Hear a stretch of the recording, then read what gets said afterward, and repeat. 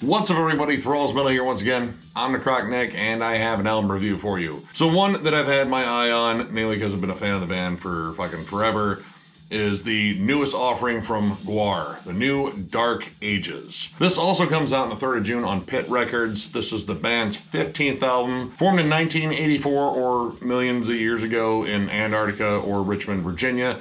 This band has been pretty much a staple in like shock rock, shock metal, just gloriously over the top, like just ridiculous shit. I've been a fan for a long fucking time. I was introduced to them pretty much courtesy of Beavis and Butthead when I was a teenager, and I was like, holy shit, this band is fucking weird. The costumes are fucking great. They kill dinosaurs and literally everything on stage.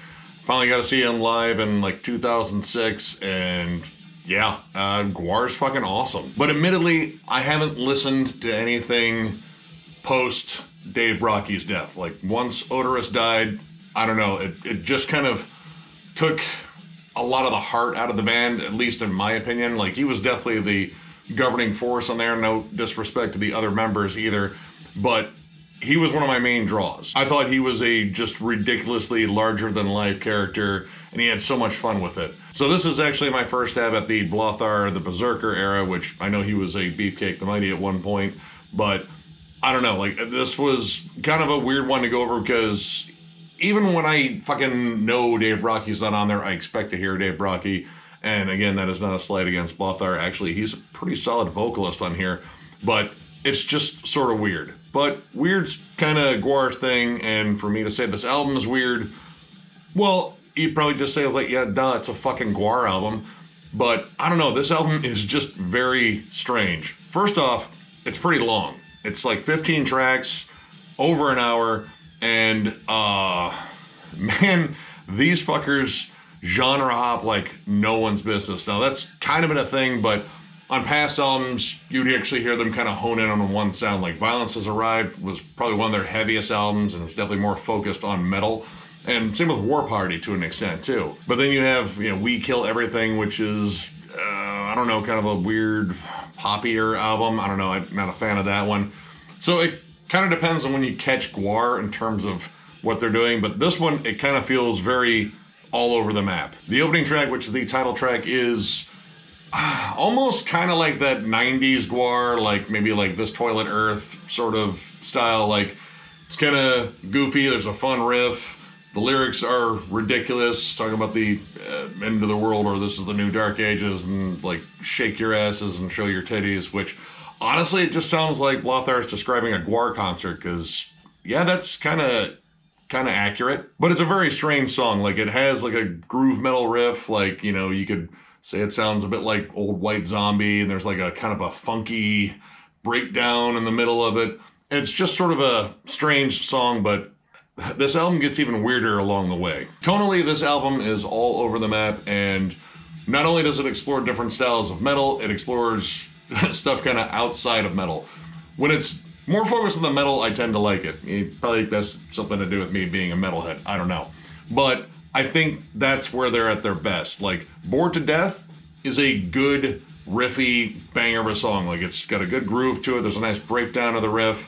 And it's kind of anthemic. It's kind of powerful, and it still retains all the goofy fucking charm of GWAR. And then you have a song like The Cutter, which actually features Lizzie Hale of Hailstorm, which I thought was an interesting pick. It's a fast, thrashy song with a pretty solid chorus that sounds a lot like Judas Priest's Turbo Lover. There's just something in the way that the chorus is phrased that sounds a lot like that song. And then Berserker Mode, I mean, once again, you can make a giant Judas Priest reference there too, because it sounds like a modern Judas Priest song, honestly. And honestly, it delivers a solid hook. It's a good kind of up-tempo rager of a song. But then you have a song like Unto the Breach, which honestly, they just wrote a doom metal song. Like, it's a flat-out doom metal song. It sounds like Candlemass, fronted by Blothar the Berserker. So Blothar Mass, I don't know, GWAR Mass, Candle GWAR, none of those work. But honestly, they seem like they committed to like writing a flat out doom metal song, and honestly it's really cool. And I like Blothar's vocals on it especially. I think he kind of captures the whole doomy vibe, and I mean, it doesn't necessarily come off as goofy. Like, I mean, it's GWAR, it's going to be a little bit goofy, but the song sounds dark and foreboding, and it's a kind of a cool, like, tonal shift because a lot of this kind of relies heavily on the camp, and you get some mixed results here and there. Best example of camp but really good is probably the single Ratcatcher, which is immediately infectious. It has a classic rock hook, there's even a cowbell in it, and it's very poppy. But holy shit, is it catchy. Honestly, it might be one of my favorite tracks on here, and it has this sublime fucking hook that gets stuck in your head with these sort of classic 70s rock big riffs on it, like a little bit of Thin Lizzy and, well, I hate to make the comparison, but maybe a little bit of Ghost, albeit, you know, like the NC-17 version of Ghost. And then you have the punky kind of Motorhead sleazy charm of a song like Completely Fucked, which honestly is a pretty fucking fun song too. And it just kind of relies heavily on the sleaze and the grit of the song, and you know, it's just a fun, just goofy song, and I mean, yeah, the lyrics are pretty hilarious. But those are like good examples where they have like the songs and the irreverence really working together, like, because you kind of have to have that combination for GWAR to work, at least in my opinion. There's definitely some stuff on here that's just, I don't know, kind of odd, like Rise Again, which kind of has a bit of that doom metal feel, at least in the chorus, but the verses, it kind of feels like GWAR doing Bob Seger. And honestly, with all these tonal shifts on this album, like style shifts too, like the genre hopping, this almost feels like a collection of like almost cover songs, because you can definitely hear bits in the songs that sound similar to, you know, arguably more famous songs, but it's still unmistakably GWAR. And of course, you know, GWAR is kind of all over the map anyway. So I don't know, like it was just kind of odd going through this album. And when it came to like, you know, bad songs, I mean, I don't want to call them bad because I love GWAR, but some of these songs are kind of bad.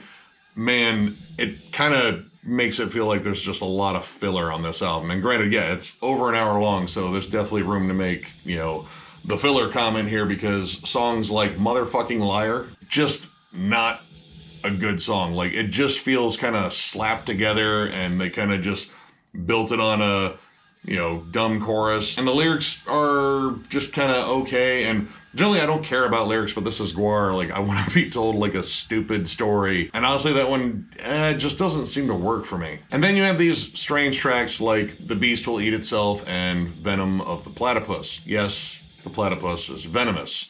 It's a very fucking weird animal. But the songs are just kind of nonsensical. Like, this is like the kind of GWAR that I like in smaller doses. You know, I like the more just fun, high energy GWAR where it's just still riffy and catchy, but they're still being goofy. These songs are just kind of goofy. They're put together oddly. There's weird vocal passages. The guitar licks don't necessarily generate a very good hook. They just feel, I don't know, nonsensically atmospheric for whatever reasons. Like, they're trying to make it more like trippy or psychedelic or stupid. I don't know. It just doesn't work. Especially Venom of the Platypus. That song is just kind of all over the place. Like, it makes a lot of big shifts, and the transitions are just odd on it. The song starts off with like techno synths to start off, which are just kind of odd, and they really don't reappear unless they're like back in the mix. And I don't know. They're just there, and then it kind of goes into like a punky part, then like classic heavy metal, and then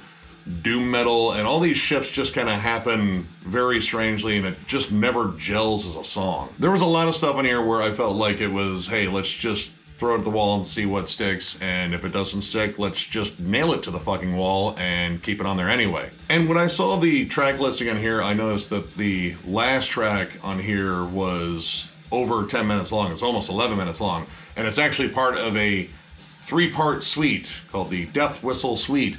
And I was kind of curious, like, all right, is GWAR gonna get proggy? And maybe yes and no. The opening section of it, Temple Ascent, is more or less just like an intro. It's like tribal drums and screams, and they're sacrificing someone. I don't know, it's GWAR. But when they get down to Starving Gods, honestly, this is kind of where the wonkiness works out. Like, their weird transitions and trying to throw in different genres. It actually really works on this one, and they get this really clever, odd song. Like, it's kind of like desert rocky in spots. But I think the thing that works here, like, it combines a lot of elements that they've tried on different songs in here, but it just transitions better, and I think it's more thought out, and honestly, like, it's one of the standouts on here for me. And then we get the big track at the end, Deuce Ex Monstrum. This is essentially 11 minutes of ambient bullshit. Now, this ambience carries over from the end of Starving Gods, and if you total up, there's about 7.5 minutes of just ambient noise, like screams and droning synths and occasional tribal percussion, and holy shit, it just goes nowhere for that time. Like, I was just sitting there going, oh my god, do something, for fuck's sake. And then by the time it did, I didn't care, because I felt like it had stole 7.5 minutes of my life just sitting there waiting for something to happen. Now, to be fair, I believe this is supposed to be accompanied by a graphic novel, and there might be more in that graphic novel that, you know, explains why things are set up the way they are. Like, I believe the graphic novel and the album work in tandem. I didn't get the graphic novel, so I don't know. All I know is, Jesus Christ, that last track is way too fucking long. It could have been cut entirely, because it really adds nothing to the album, other than if you needed like 11 minutes of Halloween noises to loop for trick-or-treaters, Halloween, you could play this and it'd be fine. And outside of that, I gotta talk about the production a little bit, because I really just don't like the sound of it. It's very polished and very compressed, and holy shit, the drums are fucking loud. Like, that snare needs to be turned down a little bit, but I mean, it just feels really dry. And that didn't help with, you know, listening to it either, because I was kind of annoyed by it. But honestly, like, this is just kind of an okay album. Like, there are definitely songs in here that I like, and I do think there are some solid fucking standouts on here. It's just, there's a lot of extra stuff that sometimes works, and then other times just flat out doesn't. And again, it's such a long album with a lot of just all over the placeness that, yeah, you come to expect from GWAR, but they've definitely done it better in the past. So overall, I'm going to give this 2.5 stars. I don't want to give it 2.5 stars, but that feels right, because, you know, it's just not doing much for me, and I love GWAR. GWAR is one of my favorite ridiculous bands, and they've been great at being ridiculous for so many years. Now, again, I haven't jammed any other Blothar stuff, so I haven't jammed Blood for the Gods, or I think that's the title of it. But as a first experience with Blothar as a vocalist, I think he's really good. It's just, I don't know, the music's just not entirely gelling. When they do get centered in on a particular sound or a particular hook, it is pretty good, but when they keep wandering around trying to find something that works, which is kind of what it feels like in a couple of these songs, it's just not that good. Like, it's not that engaging. Still, if you love GWAR, definitely check this out. I mean, it's a GWAR album. It's strange, it's weird, it doesn't fit in anywhere other than GWAR's discography. But I think they've done better in the past. I'll probably still pick this one up, and I'll probably get, you know, Blood for the Gods too, just because it's missing in my collection. But this one, I don't know. I don't know if I had huge expectations for it. I actually don't know what I expected out of this, because I actually didn't jam any of the singles up until like a couple of days ago when I jammed Ratcatcher, and that was a really good song. And again, while there are good songs as a whole, this album is just kind of bloated and weird. But again, don't listen to me. I'm just some dickhead on the internet. I recommend you check it out, find out for yourself. It's definitely entertaining. I will pretty much always say that about GWAR. They are always entertaining. So yeah, definitely check it out, form your own opinions, and invite your friends over and have like some beers and listen to it. I think that's probably the best way to go about it. So if you enjoyed this review, give it a thumbs up, and if you are new to the channel, subscribe, because we do stuff like this all the time. We are also on Patreon. If you'd like to help us out there, there'll be a link down below. We're going to do a little Ask Us Anything little segment here. And if you are one of our patrons, go on there and ask some more questions. We need more questions. And feel free to get weird, because we're weird.